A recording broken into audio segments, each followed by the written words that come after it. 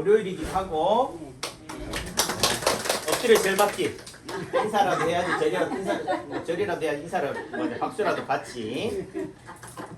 아 그래요. 뭐 알아듣든 못 알아듣든 그 의미 속에서는 상대가 내 말을 못 알아듣는 거에 대해서 답답하다라는 의미도 있지만은 그래도 이런 말을 통해서 말을 하는 사람이 성장하는 것을 느끼기 때문에 돌아서면 뭐 해요? 잊어버려요.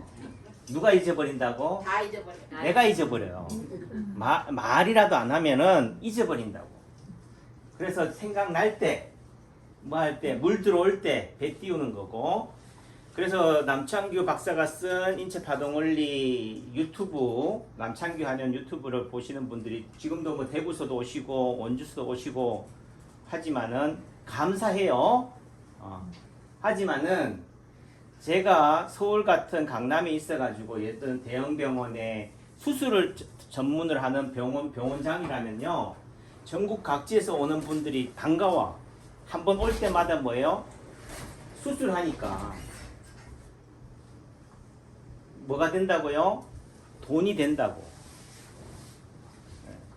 하지만은 남창규 한의원 입장에서는 대구나 어디나 온다고 해서 돈이 된다? 되기야 되지. 하지만은 어떻게 보면은 돈이 안 돼요. 그 말의 의미는 여러분들이 저한테 가지고 있는 무게하고 제가 외지에서 오는 분들한테 쏟는 무게감이 다르기 때문에 그래요. 누가 손해란 얘기예요? 멀리서 오시는 분들이 손해다?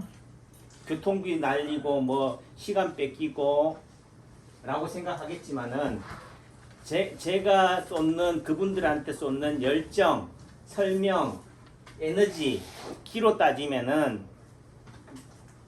여러분들이 좋아하는 또 세상이 말하는 돈의 관점에서 얘기할게요. 세상은 뭘로 판단하느냐? 사랑의 무게는 결국은 뭐예요? 그 사람한테 하는 그게 따른다고. 우리 집사람하고 저하고 부부싸움 할 때 하는 얘기가 당신이 나 사랑한다면은 돈이라도 갖다 줘야지. 돈도 안 갖다 주면서 뭐 사랑한다고 그래? 맞아요, 틀려요? 맞죠. 네, 그래서 할 말이 없어요. 진짜 돈이라도 갖다 줘야지. 네, 그런 부분들이 있다. 하지만은 그럼에도 불구하고 고맙고 감사한 거는 그분들을 통해서 또 제가 뭐예요? 세상을 배우기도 하고 제가 성장을 하기도 그래요. 이렇게 자꾸 얘기가 길어지는데 이것도 다 중요하기 때문에 하는 얘기고 저한테는 안 중요한 얘기가 없어요. 다 그게 대본이 없지 다 이게 있다고요.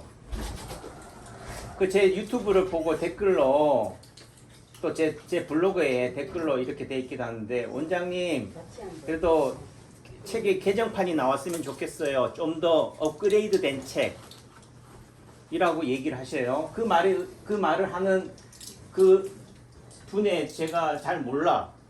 하지만 그런 말을 하는 의미는 어떤 의미일까요, 선생님? 못 들었어요? 예, 잘못 들었습니다. 네, 예. 제가 다시 질문을 할게요.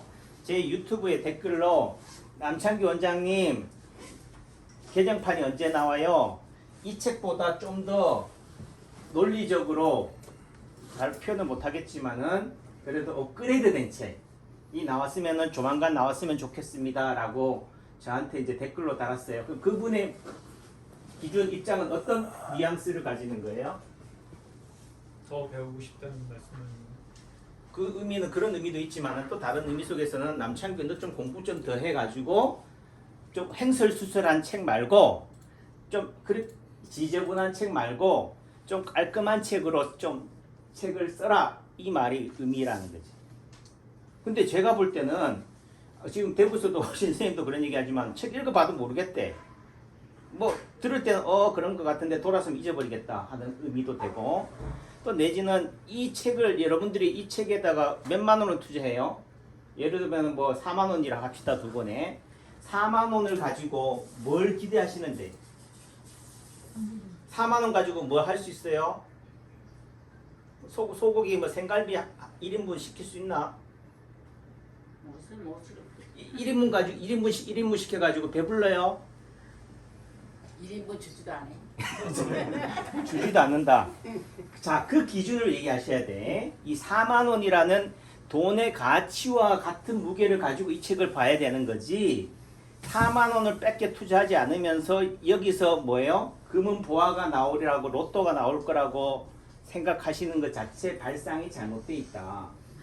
저는요, 여러분들이 구매하는 이 4만 원이라는 책을 내기 위해서 저는 15년 동안 불철주야 또 내지는 수억의 돈을 쏟아붓고 또 이 책을 감수비 명목으로 또 5천만 원이라는 돈을 제가 갖다 바치면서까지 낸 책이 이거라고.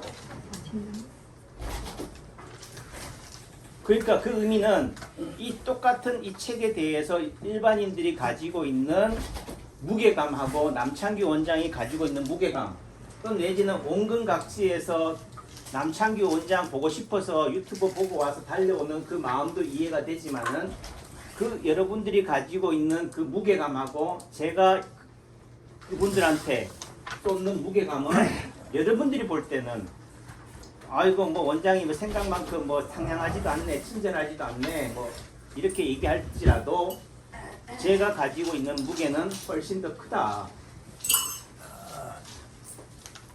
안녕하세요. 그리고 또 예 오셨어요. 그 블로그에 보니까 누가 댓글로 그 박종부 인체 파동원리 그 종부 테라피 박종부 선생은 뭐라고 그러더라? 좀 약간 인정받지 못하는 일반인이고 약간 뭐 사기꾼 기질이 있는데 어떻게 그런 사람 일반인의 말을 의료인이 신뢰할 수 있습니까? 다시 말해서 남창규 당신은 왜 일반인이고 또 내지는 그 사람이 좀 그렇게 사기꾼 같아 보이는 사람을 선생으로 모시고 그렇게 책까지 냅니까? 라는 질문을 하는 거죠. 그러니까 그 의미는 결국은 내가 상대를 바라보는 기준, 잣대, 분별력이 없으면 뭐예요? 천사의 말을 한다고 해서 그 사람이 천사예요? 그 사람이 욕을 한다고 해서 예를 들면 그 사람이 나쁜 사람이냐고. 똑같은 사람인데 상황에 따라서 컨디션이 안 좋으면 어떻게 돼요? 신경질을 뿌리는 거고 남들 말은 잘 듣고 예예 하다가도 어떻게 돼요? 내 가족이나 내 아내, 내 자식한테는 쌍욕을 하는 게 아버지라고. 결국은 어떻게 돼요? 남한테 받는 스트레스를 아랫사람한테, 가족들한테 밖에 풀 수밖에 없는 입장에서는 가족들한테 배설하는 거지. 그러니까 저는 그 한 사람에 대해서 이 사람이 어떻다 저떻다를 떠나서 그 사람이 말하고 있는 또는 가르치고자 하는 달을 가르친다, 해를 가르친다라고 한다면 저는 해와 달을 얘기하는 거예요. 그 사람이 어떻게 생겼고 뭐 싸가지가 있고 없고 돈을 밝히고 안 밝히고 그것도 중요하지만 세상살이에 있어서 하지만은 결국은 배움을 얻는다는 입장에서는 그것조차도 뭐 해야 돼요? 감수해야 되고 그것이 보이면 안 된다. 물에 빠진 입장이 된다면요 지나가는 꼬마한테도 어떻게 돼요? 지푸라기라도 잡는 심정으로 살려주세요 해야 되는 거지. 야, 너 집에 가서 아버지 불러와라. 나 좀 물에 빠졌으니까 살려달라고 하게. 아니죠? 네. 네. 오로지 목적만 보이면 되는 거예요. 나머지 것들은 구차한 거지. 결국은 이 말이 파동원리가 말하고자 하는 치료 원리예요. 파동이 뭐냐? 뭐 그거를 이제 말장난처럼 얘기하지만 순서 노름이다, 관심 노름이다 이런 얘기도 하잖아요. 그러니까 내가 지금 어디가 허리가 아파요, 어깨가 아파요, 고칠 수 있어요 라고 얘기하지만은 제가 우연찮게 그 유튜브 알고리즘이요 내가 관심 있어 하는 것들을 탁 띄워줘요. 그래서 저는 유튜브가 알고리즘을 저는 믿고 저한테 보여지는 그 알고리즘에 맞춰서 검색을 해서 그냥 그거를 들어봐요. 들어보는데 법정 스님이 하는 말씀이 나와요. 우리가 쫓겨 살지 말아라. 라는 말을 하면서 항상 하신 무소유 얘기하잖아요. 봄이 와서 꽃이 피는 게 아니라 뭐요? 꽃이 피기 때문에 꽃이 펴서 봄이 이루어진다 이런 말을 하더라고요. 자 그러면은 일반인들은 뭐라고 생각하냐면은 그래 뭐 좋은 말이네. 그리고 돌아서 잊어버려. 내지는 그냥 그 말이 가지고 있는 무게감을 생각하지 않아요. 근데 법정스님이 맨 마지막에 그 본문에서 하시는 말씀이 자기는 맑고 향기롭게라는 재단을 만들었어요. 또 내지는 길상사가 또 그런 것들 시주를 받고 했는데 본인이 왜 맑고 향기롭게라는 말을 썼는지에 대한 얘기를 하면서 맑고 향기롭게라는 말을 들으면 자기는 가슴이 설렌대. 그 말이 가지고 있는 무게감을 느끼는 거죠. 근데 우리가 뭐 맑고 향기롭게라는 것에 대해서 무게감을 느껴요? 뭐 봄하고 꽃하고 무슨 상관이냐? 봄이면 꽃이고 꽃이면 봄이지 뭐. 라고 얘기하겠지만은 그 말이 가지고 있는 의미가 뭐냐? 즉 봄이라는 의미는 행복이라는 의미는 내가 로또를 맞아야지 우리 자식이 잘 돼야지만이 내가 돈을 많이 가져야지만이 꽃이 피는 게 아니고 뭐요? 지금 이 순간이 내가 부자가 되는 것이냐 착각이라도 하면서 자족하고 만족하고 행복하는 것이 되어야지만이 어떻게 돼요? 그 겨울이라 하더라도 한겨울이라 하더라도 뭐라고 된다고? 지금 이 순간이 봄이 찾아오는 거다. 말 됐지요? 그 말을 돌려서 얘기하면은 여러분들이 내가 허리가 아파요, 어깨가 아파요, 눈이 불편해요 라고 얘기한다라는 관점에서는 치료라는 개념도 내가 치료가 돼야지 다 나서야지 아프지 말아야지 좋아졌다라고 하지만은 봄이 온다라고 하지만은 여러분들이 지금 이 순간 남창교 한연에 와서 여러분들이 저한테 몸을 맡기는 이 순간이 행복하다면은 아마 뭐요? 꽃은 핀 거고 봄은 온 거라고.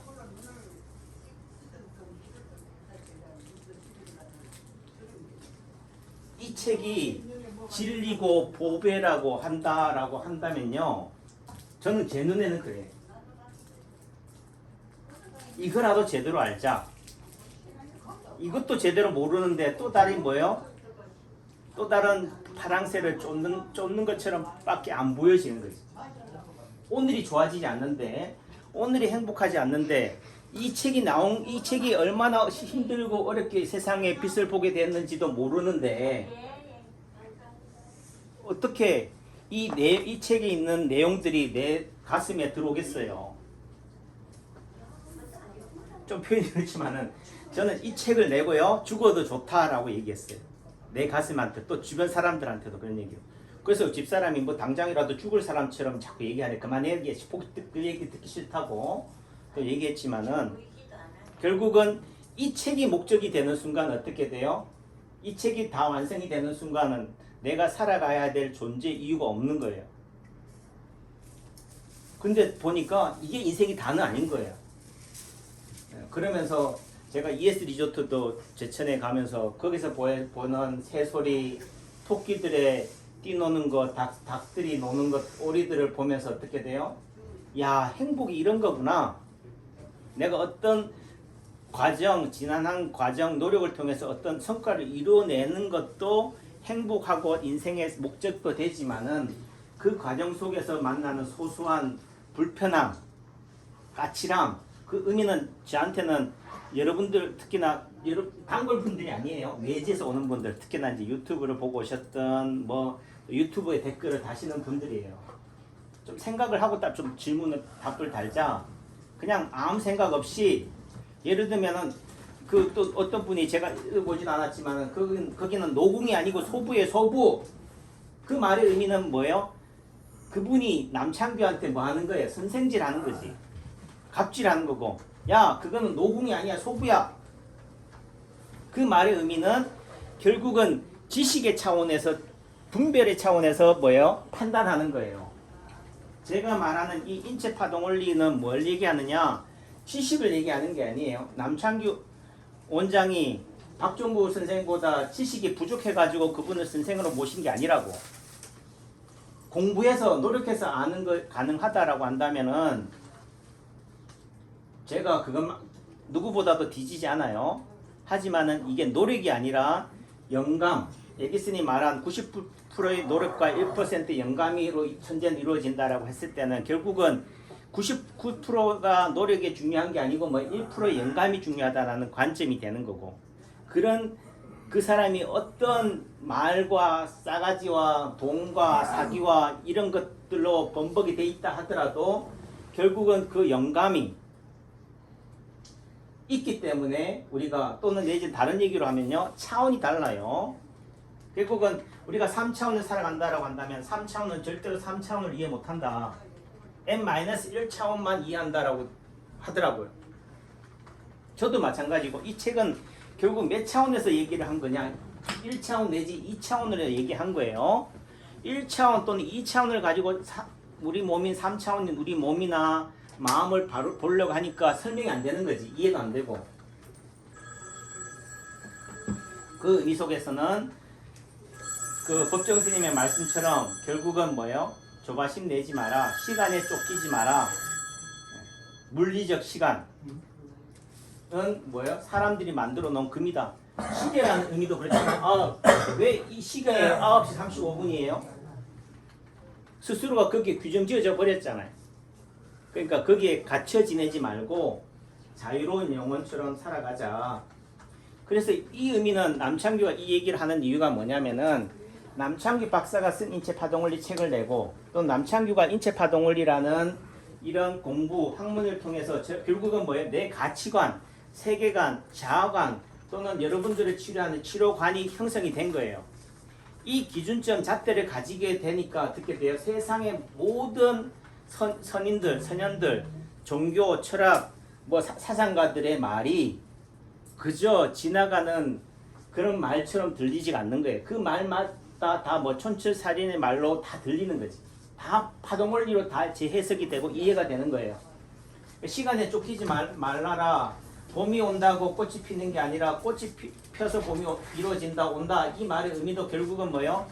파동원리가 말하는 레벨 차이인 거예요. 내가 왜 행복하지 못하느냐, 내가 왜 아파도 왜 아픈 줄 모르느냐, 오작도 하느냐 라는 관점에 있어서도 결국은 내가 가지고 있는 기준 잣대가 너무 높기 때문에. 그래서 물에 빠진 사람 입장에서는 해결책이 뭐예요? 보따리가 아니에요. 물에 빠졌으면은 목숨만 건지는 것만도 된다고. 근데 목숨에 건지는 순간 물 밖으로 나오는 순간 뭐라고 생각해요? 보따리 한다고. 이게 인간이 가지고 있는 악한 내가 최고다라고 하는 본성이에요. 그거는 세상 누구와 다 마찬가지다. 그런 속성을 치료하는 시술자가 알고 치료해야 된다. 그 말의 의미는 환자가 어때 물어서 똑같아요 라고 한다고 해서 똑같은 게 아니다는 거죠. 좋아져도 뭐 한다고 그래요? 그대로라고 얘기해요. 또 내지는 어떤 경우는 어떻게 돼요? 더 아프다라고 말한다. 그게 오작동하는 존재라는 거죠. 그러니까 그런 것들을 기준점을 비포 애프터를 항상 확인시켜주고, 어제는 어땠는데 지금은 어때요? 라고 자꾸 묻는 거지. 그리고 나서 물에 빠진 사람을 건져냈으면 그 다음은 뭐 한다? 자동적으로 물에 빠져 살려줘서 고맙습니다 라는 말은 전제가 되고, 생략하고 보따리 한다는 말을 이해하고 상대해야 된다는 거지. 싸가지가 없네, 버릇이 없네, 예의를 모르네 라고 표현할 뿐, 실제적으로는 그런 인간의 속성을 이해하고 치료한다는 거지. 그러니까 우리가 할인을 한다, 치료를 한다, 봉사를 한다, 섬긴다, 나눠준다는 것은 결국 상대한테부터 뭐요? 인정을 받자, 대우를 받자, 언젠가는 알아주겠지. 그거는 감사한 거고요. 그거는 부수적인 거고, 결국은 뭐예요? 그럼에도 불구하고 내 할 일이니까, 내가 좋아하니까 하는 부분들이다. 다만 어떤 말, 어떤 글을 촐랑촐랑 가볍게 뱉지는 마시라. 그 말 한마디가, 그 한마디가 상대로 하여금 뭐예요? 상처를 준다, 파동을 준다, 점을 남긴다라는 거죠. 그런 의미 속에서는 기본적으로 우리가 예의를 갖추자는 의미는 공부하는 자세를 갖고 와야 돼요. 여러분들이 남창기 한의에 온다면은 병을 낫으려고 하는 마음가짐, 열린 마음을 갖고 오라는 얘기. 여러분이 그렇다는 얘기 아니에요. 저는 뭐예요? 지금 유튜브 지금 댓글 보고 하는 얘기요. 그러니까 또 어떤 분들은 또 댓글로 하는 얘기가 야, 네가 이런 얘기 하면은 이 어르신들이 알아먹겠냐 이런 얘기예요. 본인한테 하는 얘기인지도 모르고. 제가 지금 이 말을 빌리는 이유는 여러분들 어르신들을 핑계로 제 유튜브를 보시는 분들, 제 책을 독자나 시청자분들한테 하는 얘기다. 또 시간을 또 할애해 주셔서 또 길을 또 간지럽게 해서 죄송해요. 사랑합니다. 감사해요. 네, 멋지세요.